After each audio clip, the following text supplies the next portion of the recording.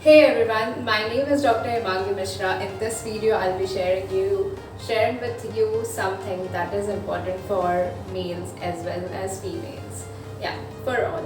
And as now it is October month, so October month is a month for Breast Cancer Awareness Month, right? It is an annual campaign which is run in order to raise awareness about breast cancer. Why is it so? Only if you know about it, you can prevent it or you can get rid of it as early as possible. Yeah. So talking about breast cancer. तो आपको पता कैसे चलेगा कि किसी को breast cancer है या नहीं है? फर्स्ट ऑफ ऑल डिस्क्लेमर कि ये वीडियो जो है ये सिर्फ नॉलेज पर्पस के लिए है, ये आपको डराने के लिए नहीं है। तो अगर आपको या किसी को तकलीफ हो रही है तो पहले प्लीज़ डॉक्टर के पास जाएं। ब्रेस्ट में यदि स्किन जो है ब्रेस्ट की ओवरलाइन स्किन जो है उसमें कुछ डिसकलरेशन है, या तो वो रेड हुआ है या ब्लू हुआ है, या फिर कोई स्वेलिंग है जो लंबे समय से है, या फिर there is pain in the breast, या फिर there is dimpling, the texture of the skin has changed, there is puckering or dimpling of the tissue, the skin, और निप्पल से कोई एबनॉर्मल डिस्चार्ज है, वाइटिश डिस्चार्ज, येलोइश डिस्चार्ज या फिर bloody discharge, तो ये सारे इंडिकेशंस है कि आपको डॉक्टर के पास जाना है और डॉक्टर को दिखाना है। या तो ये ब्रेस्ट कैंसर ज़्यादातर होता किस में है? तो फर्स्ट ऑफ ऑल फीमेल्स में ये ज़्यादातर होता है, मेल्स में बहुत ही कम चांसेस है, लेस देन 1%। एंड ये ज़्यादातर होता है अर्ली मेनार्क वालों को, जो मतलब कि जिनको पीरियड्स बहुत जल्दी आ गए हैं या फिर पीरियड्स उनके बहुत ही लेट गए हैं, which is called menopause, which is delayed menopause. ये होता है उनमें जिनका डिलीवरी, जिन्होंने कंसीव बहुत लेट किया है after around like 30 years, and उनमें जो कॉन्ट्रासेप्टिव पिल्स बहुत ले रहे हैं। कॉन्ट्रासेप्टिव पिल्स एक तरह से एक हार्मोन है जिसका इफ़ेक्ट हमारी बॉडी पे होता है, एंड टेकिंग इट ऐसे ही मतलब उसको ले रहे हैं खुद से, तो फिर उसकी वजह से भी दिक्कत हो सकती है। Also if there is some family history of breast cancer, like people, किसी की बहन को हुआ है या फिर किसी की मॉम को हुआ है, तो भी ब्रेस्ट कैंसर होने के चांसेस है। So cancer is not an immediate process, but it is a long process. I mean, it is a result of long chronicity. मतलब एक ही दिन में किसी को कैंसर नहीं हो सकता है, but it is a resultant of chronicity. Chronicity means कोई बीमारी जो बहुत टाइम से चल रही है, तो if there is no proper treatment to it, then it gets suppressed, and then it can result into major impending diseases. So let's talk about pink step. Pink step is self-examination of the breast.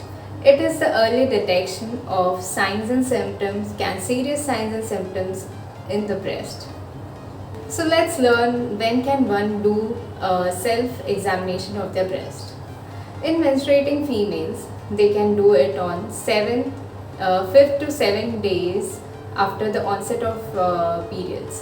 In menopausal females, they can keep a certain like a date, and monthly they can check on the same date. And also in pregnancy females, they can keep a fixed monthly date and they can check monthly on the same date. So what is the steps for breast self-examination? So first of all, you undress yourself and then stand in front of the mirror, keeping both the hands on your waist in this way. So what are you supposed to notice? You are supposed to notice the changes. So change in shape, size, color, consistency, and if you notice any discharge, there can be a swelling, there can be puckering or dimpling of the skin. There can be change in the size of the breast. There is minor difference always, but there could be significant difference in the size of the breast. So breast self-examination has two parts. First is inspection in the front of mirror. Then second part is palpation. Palpation can be done in standing posture or in lying down posture. So first part, while you do it in standing posture, make sure that the breast which you are checking, like for example you are checking breast of right side, you raise your right hand and check it with your left hand. And when you check breast of left side, make sure you lift the left hand and check it with the right hand. So in this way, and similarly in the lying down posture, you have to raise the hand of the same side, you check the breast, right? There are three methods of palpation. First is vertical method, second is spiral method, and third is radical method. So in first method, the vertical method, you have to check from like you have to go up and then come down and go up and then come down in this way. या तो आप बाहर से inner border पे check कर सकते हैं या फिर इनर बॉर्डर से बाहर की तरफ चेक कर सकते हैं। आपको ध्यान देना है कि अगर आपको कहीं स्वेलिंग फील हो रहा है या फिर कोई स्वेलिंग मतलब कोई गार्ड जैसी महसूस हो रही है, सूजन महसूस हो रहा है या दर्द हो रहा है या फिर कहीं पे आपको कोई चेंजेस दिख रहा है ब्रेस्ट में, तो ये एक चीज़ आपको पाल्पेशन में आपको नोटिस करनी है, ये तीन चार चीज़ें। एंड स्पाइरल मेथड में आपको इनर बॉर्डर से आउटर बॉर्डर में जाना है, हाथ को इस तरह आपको मूवमेंट करते रहना है, निप्पल से लेके आप बाहर के एजेस ऑफ द ब्रेस्ट आप जा सकते हैं। तो पहले आप एक साइड का ब्रेस्ट चेक करिए, फिर उसके बाद दूसरे साइड का भी ब्रेस्ट आपको चेक करना है। Third method is radical method, जिसमें आप निप्पल से ऊपर जाएंगे, फिर निप्पल से नीचे जाएंगे, निप्पल से राइट साइड, फिर लेफ़्ट साइड, फिर आप डायगोनल वे में भी जाएंगे और आप इस तरह अपने ब्रेस्ट को चेक कर सकते हैं या फिर आप किसी और पे भी ये मेथड परफॉर्म कर सकते हैं। तो after checking the breast of both the side, आपको axilla is the under arms, आपको अंडर आर्म्स के नीचे लाइक कोई लंप है या नहीं आपको फील करना है, यहाँ दोनों भी तरफ। फिर आपको इस तरह यहाँ पे ये जो कॉलर बोन होता है उसके ऊपर भी फील करना है और उसके नीचे भी आपको फील करना है कि अगर कोई स्वेलिंग है या नहीं, कोई गांठ है या नहीं, और आपको गर्दन में इस तरह भी महसूस करना है। While taking bath, this process becomes easy because as the soap is there on the skin, the fingers slide easily toward all the quadrant of the breast, and you need to compare both the breast and feel both the breast.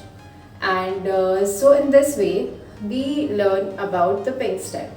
What does homeopathy do in cases of cancer? You can vouch for homeopathy for cancer treatment. Homeopathy helps in palliation. If the person is going on any therapy like radiotherapy or chemotherapy, homeopathic medicines help in order to deal with those side effects, adverse effects. तो इस तरह हमने इस video में देखा कि breast cancer के risk factors क्या है, उसके साइंस और सिम्टम्स क्या है, पिंक स्टेप क्या होता है। और पिंक स्टेप में दो पार्ट्स होते हैं, एक तो इंस्पेक्शन जो मिरर के सामने किया जाता है, दूसरा पार्ट होता है पाल्पेशन जो खड़े होकर भी कर सकते हैं और लेटे लेटे भी कर सकते हैं। उसके तीन मेथड्स होते हैं, वर्टिकल मेथड, स्पाइरल मेथड और रेडिकल मेथड। और ब्रेस्ट कैंसर या फिर कैंसरस केसेस में होम्योपैथी कैसे आपको मदद कर सकता है। होम्योपैथी पेलिएशन के फॉर्म में आपको हेल्प कर सकता है। अगर कोई पेशेंट या फिर कोई पर्सन कोई कीमोथेरेपी पे है या रेडियोथेरेपी पे है तो उसके काफ़ी साइड इफ़ेक्ट्स होते हैं, बॉडी का इम्यून सिस्टम वीक हो जाता है। तो होम्योपैथी मेडिसिन आपके इम्यून सिस्टम को स्ट्रॉन्ग रखने में मदद करता है, हेल्प करता है, साइकोलॉजिकली आपको हेल्प करता है। होम्योपैथी मेडिसिन का एक्शन माइंड पर भी देखा गया है बहुत सारे केसेस में, लाइक एंजाइटी, डिप्रेशन, ये सारी चीज़ों केसेस में भी देखा गया है। तो ये सारी चीज़ें जो mentally affected, like when such states are present, it also affects physically. So homeopathy medicines help in such cases. Homeopathy medicine start करने के बाद ये भी देखा गया है कि recurrence of the cancer is also reduced. Also, I wanted to share that pregnancy and breastfeeding are found to be protective, found to be preventive in cases of breast cancer. Yeah. Thank you so much. तो अगर आपको मेरी ये video पसंद आई हो तो please उसको share करिए, be it any month, October month और any month of the year. Spreading this knowledge is important, and do share and comment. Thank you.